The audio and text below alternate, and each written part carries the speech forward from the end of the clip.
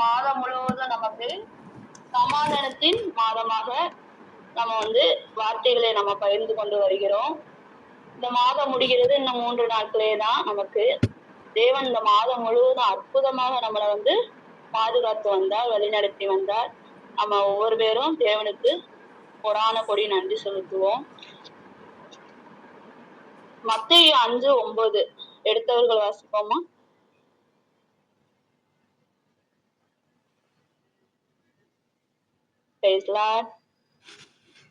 நானே வாசிக்கிறேன்.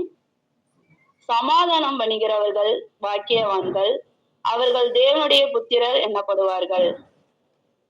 இந்த மாதத்துல சமாதானத்தை பத்தி நம்ம பார்த்து கொண்டே வருகிறோம். எத்தனையோ பேர் சமாதானத்தை பத்தி பேசி முடித்தாங்க.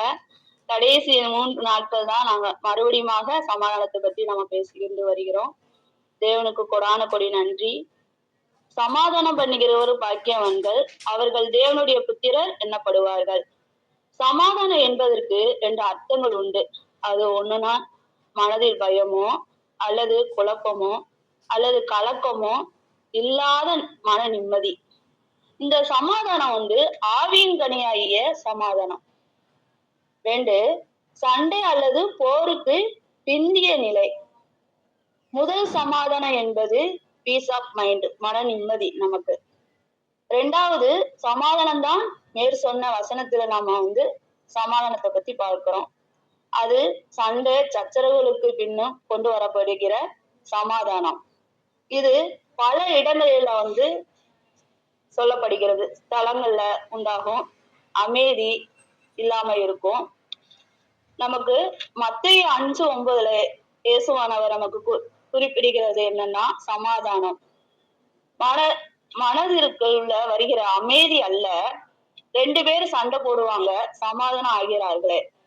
அந்த சமாதானத்தை தான் நமக்கு தேவன் கொடுக்கிறார். இந்த சண்டை எங்க வேண்டும்னாலும் வரலாம். வீட்டுக்கு வரலாம், ஆபீஸ்ல வரலாம், சர்ச்சில் வரலாம், காய் வாங்க சென்று கடையில வரலாம், கார் நிறுத்துற இடத்துலயும் வரலாம், கொலை வரை சென்றதற்கு கூட அவங்க சண்டை போடுவாங்க. இந்த சண்டை சச்சரவுகள் அநேக இடங்களுக்கு அல்லது தேசங்களுக்கு கூட நடந்து கொண்டு வருகிறத நம்ம பார்க்கிறோம். இப்ப கூட நமக்கு போர் நடந்தது நமக்கு நல்லாவே தெரியும். அதற்காக நம்ம ஜெபித்து கொண்டு வந்தோம். அது நிப்பாட்டினாங்க. நம்ம ஜெபம் கேட்கப்பட்டது. வீட்டுக்குள்ளேயே வீட்டுக்கு வெளியிலோ அல்லது தேசங்களுக்கு இடையிலோ இருந்தாலும் நிச்சயமாக எப்பவுமே என்ன இருக்கும்? அடி இருக்கும், தடி இருக்கும், வெட்டு இருக்கும், குத்து இருக்கும், கொலை இருக்கும், சேதாரம் என்று எல்லாமே இருக்கும். போர் என்றாலே மிகப்பெரிய அளவில் தான் உயிர் பலிகள் உண்டாகும். அது நமக்கு ஒரே பயமா தான் இருக்கும். கோபத்திலோ நம்ம என்ன செய்யறோம்? ஆத்திரத்திலோ 2 பேரும் சண்டை போடுவாங்க. தேவனுடைய பிள்ளையை நாம என்ன செய்யணும்? அவங்களுக்கு வேடிக்கை பார்த்துட்டு நிக்கவே கூடாது. அந்த இடத்துல நாம என்ன செய்யணும்? சமாதானத்தை நம்ம சொல்லி சமாதானமா இருங்க, சண்டை போடாதீங்க என்று அந்த இடத்துல நம்ம தடுத்து நிறுத்தணும். சமாதானத்தை அவங்களுக்கு சொல்லணும். தேவனுடைய வார்த்தைகளை நம்ம சொல்லணும். அவங்கள என்னன்னு ஒப்புரவாக செய்யணும்.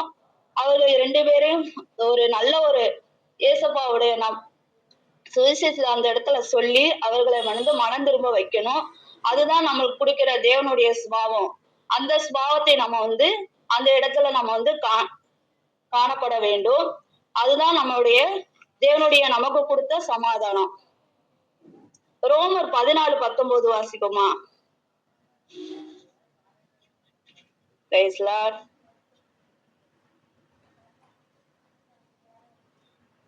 ரோமர் 14:19 தேவன் நமக்கு என்ன சொல்கிறாங்கன்னா, சமாதானத்துக்கு அடுத்தவைகளையும் அந்நியத்தின் பக்தி விருத்தி உண்டாக்கத்தக்கவைகளையும் நாடக்கடவீர்கள்.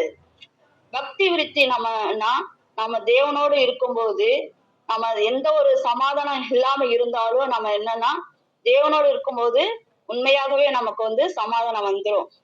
சமாதானம் ரொம்பவும் நமக்கு வேணும். ஒவ்வொரு நாளும் நம்ம கடந்து போறதுக்கு என்ன வேணும்? நமக்கு கண்டிப்பாகவே சமாதானம் தேவை. நம்ம காலையில எழுந்த உடனே நம்ம சமாதானமா இருக்கணும்னு ப்ரேயர் பண்ணிக்கிட்டே தான் இருப்போம். அந்த நாள் முடியிற வரைக்கும் நம்ம செய்வோம், சமாதானம் சமாதானம் சண்டை போடக்கூடாது, ஒரு சமாதானம் வேணும், நமக்கு ஒரு பீஸ் ஆஃப் மைண்ட் வேணும் அப்படின்னு நம்ம ஜெபிச்சு கொண்டே வருவோம். வீடுல, ஆபீஸ்ல, சர்ச்சுல சமாதான குறைவு உண்டாகும். அதனால என்ன ஆகும்னா பல பிரச்சனைகளை நம்ம சந்திப்போம். நல்லதை எடுத்து சொல்ல வேண்டும். சமாதானத்தை நம்ம பல இடங்களில சொல்ல வேண்டும். நம்ம கர்த்தருடைய பிள்ளைகள். நாம் மற்றவர்களோடு சண்டை போட்டு கொண்டே இருக்கக்கூடாது. ஒருவேளை நம் மீது யாரோ ஏதோ ஒரு தவறு சொன்னால் கூட நம்ம என்ன செய்யணும், அவங்களுக்கு நம்ம சமாதானத்தை சொல்லி ஒரு நல்ல ஒரு அதுல இருந்து நம்ம கொஞ்சம் விலகி சமாதானத்துடன் நம்ம கர்த்தருடைய பிள்ளைகள் வெளியே வந்துடணும். நம்மளே நம்ம கர்த்தர் நம்ம கூட இருந்தா நம்ம தாழ்த்தி அவர்களிடத்துல நம்ம பேசி ஒப்புராகி விட்டு நம்ம கடந்து வர வேண்டும். நம்ம ஒரு சில நேரங்கள்ல நம்ம அப்படி இருக்க முடியாது. நம்மளுக்கு கர்த்தருடைய பிள்ளைகள் நமக்கு தான் பல போராட்டங்கள் இருக்கும். சமாதானமா இருப்போம்னு நினைப்போம். ஆனா அந்த இடத்துல ஒரு பல பிரச்சனைகளை உருவாக்கி கொண்டு சத்ருவானவன் கொண்டு வருவான். அந்த இடத்துல நம்ம என்ன செய்யணும்னா சமாதானத்தை நம்ம ஆவியானவர்கிட்ட கேட்டு நம்ம பெற்றுக்கொள்ள வேண்டும். அப்படி பெற்றுக்கொள்ள போது கர்த்தர் அந்த இடத்துல இருந்து நமக்கு அற்புதங்களை செய்வார், அடையாளங்களை கொடுப்பார், அதுல இருந்து மீட்டுக்கொள்ள கிருபை செய்வார் நமக்கு. உங்களுக்கு யாரையாவது சமாதானத்தை இழந்து தவிச்சாலோ, யாரோட சண்டை போட்டு இருந்தாலோ, கடினமா பேசி இருந்தாலோ, காயப்படுத்திருந்தாலோ, நம்ம எல்லாரும் என்ன செய்யணும்னா ஒப்புரவாக வேண்டும். ஒப்புரவு ஆகினாதான் நம்ம கர்த்தரோட பிள்ளைக. அப்படி ஒப்புரவாக விட்டா நம்ம என்னன்னா பந்தியே எடுக்க முடியாது. இப்ப காலகட்டத்துல என்னன்னா மாமியாரோட சண்டை, ஒரே நாத்தனாரோட சண்டை, இப்படியுமாக ஒரே பிரச்சனையாவது குடும்பத்துக்குள்ளேயே இருந்து கொண்டே இருக்கும். அப்படி இருக்கும்போது நம்ம இன்னும் ஒப்புரவாகணும். ஒவ்வொரு நாளும் அவர்களோட நம்ம பேசணும். பேசி ஒவ்வொரு நாளும் நான் செஞ்சது தவறு அப்படின்னு கர்த்தர் நமக்கு கொடுக்கிற அந்த ஆசீர்வாதத்தை நம்ம நழுவி விடாதபடி அதை கடைபிடித்து கர்த்தர் நம்ம அந்த ஒரு பிரச்சனையில விடுதலை வரணும்னா நம்ம என்ன செய்யணும், முந்தி கொள்ள வேண்டும். நம்ம முந்தி செய்யும் போது நமக்கு தேவன் அற்புதங்களை நமக்கு செய்வார்.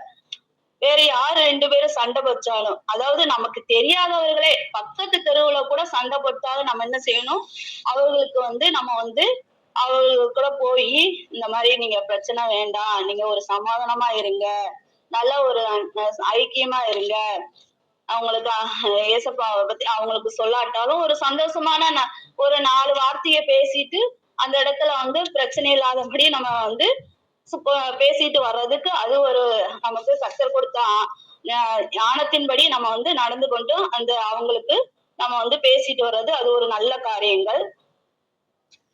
ஒரு கதை சொல்லுவாங்க.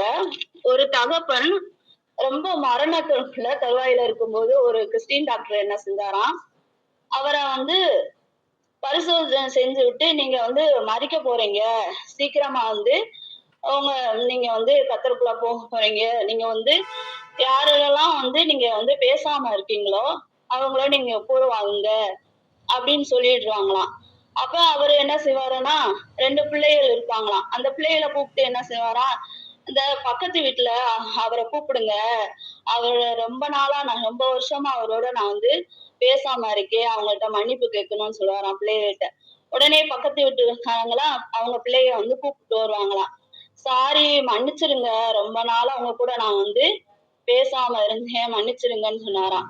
அப்ப அவரு சொன்னாராம், இல்ல நான் எப்பயும் அவங்கள மன்னிச்சுட்டேன் அப்படின்னு சொன்னாராம். அப்படியா அப்படின்னு. அப்புறம் அவரும் கடந்து போயிட்டாராம்.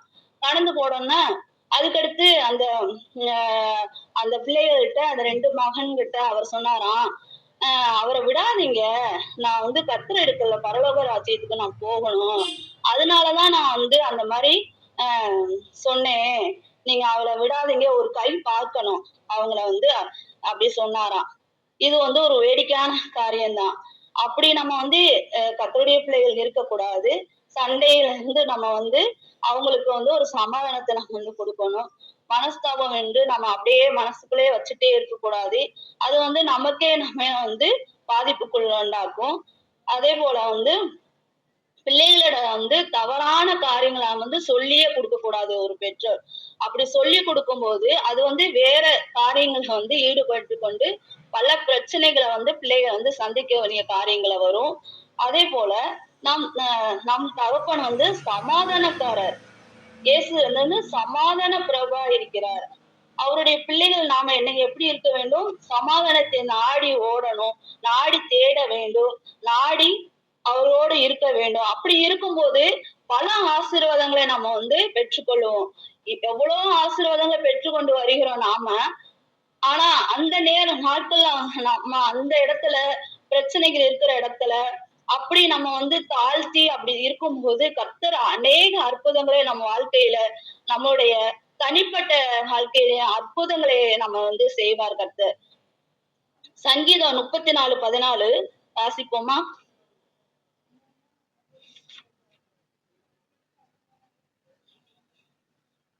சமாதானத்தை தேடி அதை தொடர்ந்து பிடித்து கொள்ள வேண்டும். அது சமாதானத்தை நம்ம தேடி தொடர்ந்து, அதாவது நம்ம ஒவ்வொரு நாளும் அனுதினமும்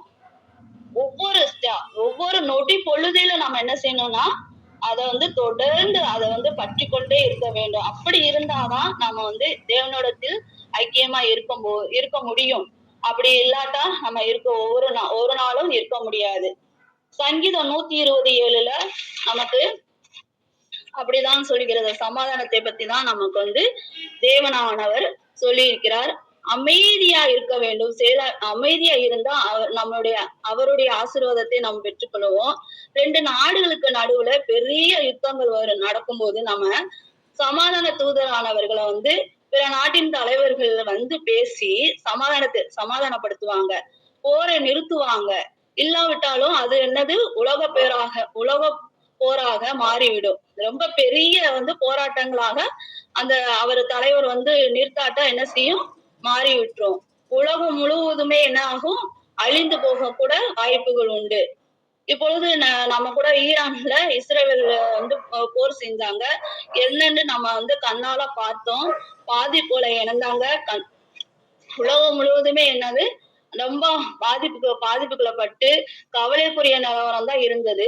உயிரை இழந்தாங்க, உறவுகளை இழந்தாங்க, வீடுகளை இழந்தாங்க, உடைமைகளை இழந்தாங்க, தவிக்கிற ஜனங்களை நம்ம இழந்தாங்க. இவர்களுக்காக நம்ம என்ன செஞ்சோம்? ஒவ்வொரு நாளும் நம்ம ப்ரேயர் பண்ணிக்கிட்டே இருந்தோம். ஒரு சமாதானத்தை அந்த நாட்டுல கொடுங்க நம்ம ஒவ்வொரு நாளும் ஜெபித்து கொண்டே வந்தோம். அதே போல தேவன் அற்புதங்களை செஞ்சார், இன்னும் செய்வார் என்று நம்ம தொடர்ந்து சமாதான அந்த நாட்டுல வரணும்னு நம்ம ஜெபித்து கொள்ள வேண்டும். சமாதானம் பண்ணிக்கிறவங்க தேவனுடைய பிள்ளைகள் மாத்திரம் மட்டும்தான். தேவனுடைய பிள்ளைகளை ஜெபித்து கொண்டே இருக்க வேண்டும். அது நம்ம ஜெபிக்க இல்லாட்டா ஒரு நாள் கூட யுத்தங்களை நம்ம ஜெயிக்க முடியாது. யுத்தங்களை ஓய பண்ணவும், ஈட்டிகளை முறிக்கவும், ரதங்களை அக்கினியால் சுட்டரிக்கவும், சமாதானத்தை கொண்டு வரவும் நம்ம ஆண்டவர் மட்டும்தான் கூடும். தேவனால் கூடாத காரியம் ஒன்றும் இல்ல. நம்ம ஆண்டவர் மட்டும்தான் அதை கூட செய்வார். யுத்தங்களை ஓய பண்ணவர், ஈட்டிகளை முறிப்பார், ரதங்களை அக்கினால் சுட்டரிப்பார். அவர் அற்புதங்களை செய்கிறவர். நம்ம தேசத்துல எவ்வளவோ போராட்டங்கள் மத்தியில நம்ம கடந்து போனோம். அற்புதமாக நம்ம ஓட்ட போட்டு முடித்திருக்கோம். தேவன் நல்ல ஒரு தலைவரை நமக்கு கொடுப்பாருன்னு நம்ம விசுவாசத்துடன் ஓடிக்கொண்டு இருக்கிறோம். நம்ம என்ன செய்யணும்னா திறப்பின் வாசல்ல நிற்க வேண்டும். அதே போல தேசங்களுக்கு யுத்தங்களில் இருந்து விடுதலை கொடுக்க வேண்டும். அதுக்காக நம்ம என்ன செய்யணும்? செபிக்கணும். சபைகளை கூடி செபிக்க வேண்டும். ஒவ்வொரு பேரும் கூடி செபிக்க வேண்டும். பெண்கள் நம்ம தேசங்களுக்கு சேமத்தை கொடுப்பாருன்னு நம்ம விசுவாசத்துடன் செபிக்க வேண்டும். சமாதானம் செய்வதனால் பாக்கியத்தை நமக்கு வலியுறுத்துகிறார் இயேசுதாமே. அன்பு சகோதரி ரூபி அவர்கள் மூலமாக ஆண்டவர் கொடுத்த வார்த்தையின்படி கர்த்தர் தாமே நமக்கும் நம் குடும்பத்திற்கும் நம் சமுதாயத்திற்கும் சமாதானத்தை தந்து நம்மை ஆசீர்வதிப்பாராக. ஆமேன். God bless you.